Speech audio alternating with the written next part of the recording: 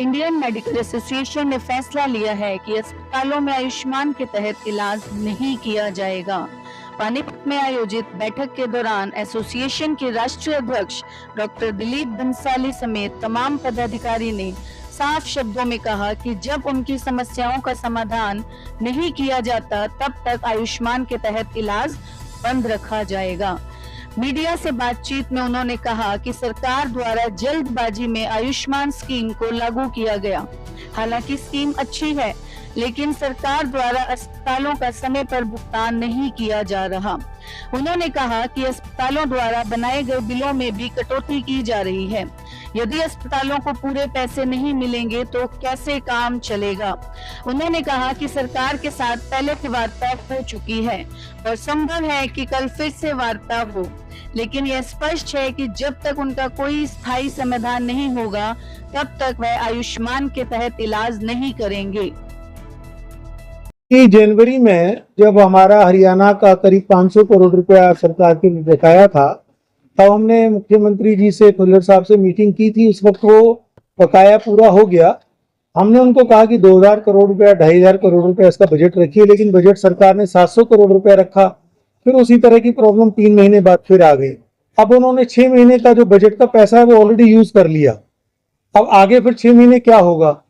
अब सरकार कहती है कि हम सप्लीमेंट्री बजट लाएंगे, लेकिन जब तक प्रॉपर बजट नहीं लाएंगे, जब तक सरकार इस बात को नहीं समझेगी कि ये आयुष्मान हॉस्पिटल हमारे पार्टनर हैं, ये हमारे बिहार पे अपनी सेवाएं दे रहे हैं, तब तक ये स्कीम, अगर सरकार की मंशा अच्छी है तो ये स्कीम चल सकती है। अदरवाइज इस स्कीम को चलाना हर 3 महीने में यही प्रॉब्लम है। क्या कारण है कि यूपी के हॉस्पिटल्स ने इस स्कीम को अडॉप्ट नहीं किया, हरियाणा के बहुत सारे हॉस्पिटल ने किया, इसकी वजह क्या मानते हैं? यही वजह है।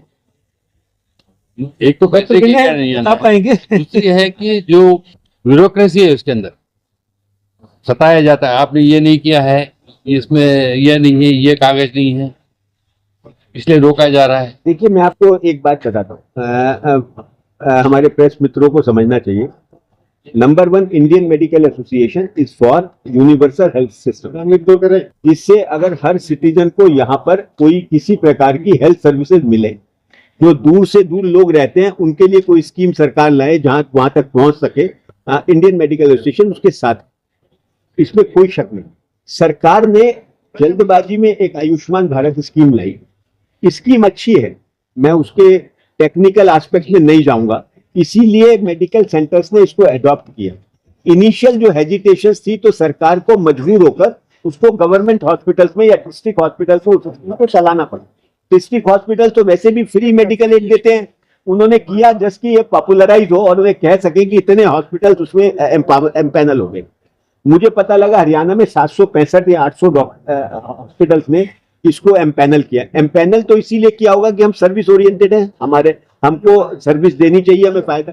लेकिन अगर सरकार सर्विस प्रोवाइडर फ्रेंडली ही नहीं है, नंबर 1 आप पैसा नहीं दे रहे, नंबर 2 आप हॉस्टिलिटी से बात कर रहे हो, नंबर 3 आप थ्रेटन कर रहे हो सबको, नंबर 4 आप सोचते हो एज ए राइट है, तो प्राइवेट सेक्टर के लिए बहुत मुश्किल है, छोटे हॉस्पिटल्स के लिए इस स्कीम को इंप्लीमेंट करना। एंड इस प्रकार का स्टेप कि हम इस स्कीम को इंप्लीमेंट नहीं करेंगे या इसकी स्कीम से डिपैनल हो जाएंगे, ये एक ऐसा स्टेप है जो आदमी बहुत फ्रस्ट्रेशन के बाद लेता है। एंड मैं ये लगभग 6 महीने से हरियाणा के साथ जो हमारी चर्चा हो रही है, मैं समझ रहा हूं कि किस प्रकार की डिफिकल्टीज में ये जा रहे हैं। हम भीख नहीं मांग रहे हैं, मैं आपके पास आऊं कि पैसे रिलीज कर दो, आपने 2 करोड़ रुपए रिलीज कर दिए, आपने 5 करोड़ रुपए रिलीज, ये नहीं मांग रहे। एक सिस्टम बना लीजिए ना, आपने जब साइन कराया का 15 दिन में पेमेंट आ जाएगा। अब वो 15 दिन क्या, 15 महीने में भी पेमेंट नहीं आ रहा। अगर पेमेंट नहीं आएगा और पेशेंट्स आपके वहां पर दाखिल होंगे, 15-20 बेड का अस्पताल है, उसमें 20 पेशेंट अगर आपने पूरे आयुष्मान भारत वाले एडमिट हो गए, खर्चे कहां से चलेंगे, पेमेंट्स कहां से मिलेंगी, बाकी चीजें कहां से मिलेंगी। अगर तो सरकार को यह समझना चाहिए कि आयुष्मान भारत स्कीम सरकार की नहीं है, सरकार का थॉट प्रोसेस है, जनता के लिए है। और उस जनता को, उस स्कीम को इंप्लीमेंट कौन कर रहा है? डॉक्टर्स कर रहे हैं, हेल्थ केयर इंस्टीट्यूशंस कर रही है। हेल्थ केयर इंस्टीट्यूशन जो आपको सर्विस प्रोवाइड कर रहा है, उसको आप डंडा देके कैसे सर्विस प्रोवाइड करा सकते? आप पत्रकार हैं, आपको कोई डंडा मार के कुछ लिखवा सकता है क्या? नहीं लिखवा सकता। सेम चीज वही हमारे साथ है। बंद रहेगा, अपना फैसला लिया गया। देखिए, IMA हरियाणा ने ये फैसला लिया है 700 हॉस्पिटल्स ने, 700 750 हॉस्पिटल, जब तक एक प्रॉपर डायलॉग गवर्नमेंट के साथ नहीं होगा और गवर्नमेंट इनकी सेंसिटिविटी को समझेगी नहीं और कोई पेमेंट का स्ट्रक्चर नहीं बनाएगी, तब तक ये मजबूर हैं उस स्कीम को इंप्लीमेंट करने के लिए। प्रॉम्प्ट पेमेंट के अलावा कुछ और भी डिमांड्स हैं आपकी? जी, एक तो पेमेंट तो मेन डिमांड है, दूसरी चीज जिस प्रकार से इसको इंप्लीमेंट किया जा रहा है। सी, आपको एक सिस्टम बनाइए, जैसे मान लीजिए एक इमरजेंसी में एक पेशेंट आ रहा है, वो आयुष्मान कार्ड लेके आ रहा है, ठीक है, 10 दिन बाद जब पेमेंट के बाद, पहले तो वो पेड उसमें स्ट्रक्चर में आता है, 10 दिन के बाद जब छुट्टी हो रही है वो आयुष्मान कार्ड आपको दिखा देता है, वो गलत है। जिस समय आप पेशेंट आ रहा है उसके पास आयुष्मान कार्ड है, वो आयुष्मान कार्ड ठीक है। You can't blackmail A institution by saying this कि आपने डीलक्स इंस्टीट्यूशन में डीलक्स बेड बुक कर लिया और जब पेमेंट का स्ट्रक्चर है आपने आयुष्मान कार्ड दिखा दिया, उसके बाद इन पे पॉलिटिकल प्रेशर, एमएलए का प्रेशर, कॉर्पोरेशन का प्रेशर, डीजीएचएस का प्रेशर, उनका प्रेशर, वो सब ठीक नहीं है। तो मुझे लगा कि ये छोटी छोटी बातें हैं, बट इसका इंप्लीमेंटेशन अगर हॉस्पिटल फ्रेंडली होगा, डॉक्टर फ्रेंडली होगा, मरीज फ्रेंडली होगा, बहुत अच्छी स्कीम है, अच्छी चलेगी। डॉक्टर के रेट से कुछ कम पेमेंट का भी इशू आ रहा है कि रेट्स डेफिनेटली नेशनली हम इसको लड़ रहे हैं। अभी डॉक्टर साहब ने बताया 8,000 में सीजन डॉक्टर अरोड़ा से मिले, उनसे मिले इसीलिए कि रेट्स को रिवाइज किया जाए। ये रेट्स किसी भी स्टेट में एक्सेप्टेबल नहीं है। तभी मैंने बताया दिल्ली में सिर्फ 72 हॉस्पिटल्स ने इसको लिया है, कई इंस्टीट्यूशन में अभी हॉस्पिटल ने इंप्लीमेंट ही नहीं किया, थोड़े थोड़े लोगों ने की। इस स्कीम को 5-6 साल हो गए लागू किए हुए, उसके बाद अगर इसकी एक्सेप्टेंस कम है तो सरकार को इस पर रीथिंक करना चाहिए कि इसकी एक्सेप्टेंस क्यों कम है। और अगर प्रैक्टिकल, मैं तो कहता हूं कुछ नहीं करिए, अगर आपका एक प्रोसीजर का गवर्नमेंट हॉस्पिटल में जो खर्चा आता है वो खर्चा तो आप देंगे ना प्राइवेट सेक्टर को।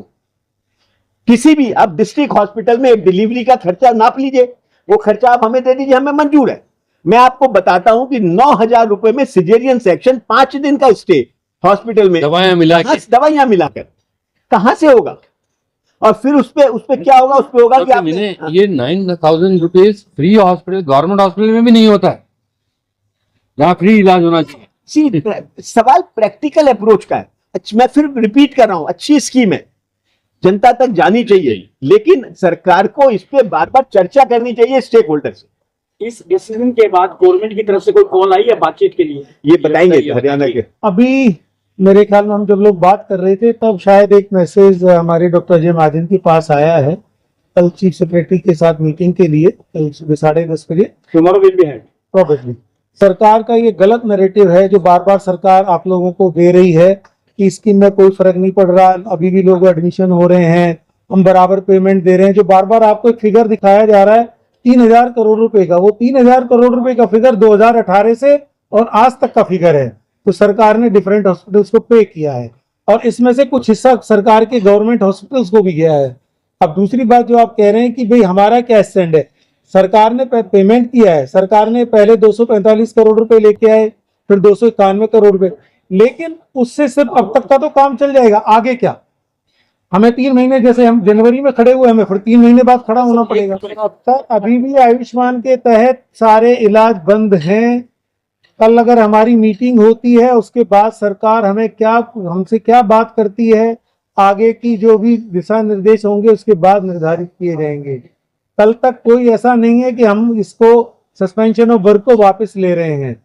हमारी जो डिमांड्स है हमने गवर्नमेंट के सामने रखी हुई हैं, हमारी डिमांड को नाजायज नहीं है। हमारी डिमांड सिर्फ इतनी है कि इस स्कीम को चलाने के लिए सरकार के पास इच्छा शक्ति होनी चाहिए, उनके पास फंड होना चाहिए, उनके पास एक सिस्टम होना चाहिए। जब तक सरकार उस सिस्टम को और फंड को नहीं बनाएगी, ये स्कीम आज नहीं आगे दिक्कत होगी, हमेशा दिक्कत। और पिछले 2 साल से भी बहुत कुछ पेंडिंग है।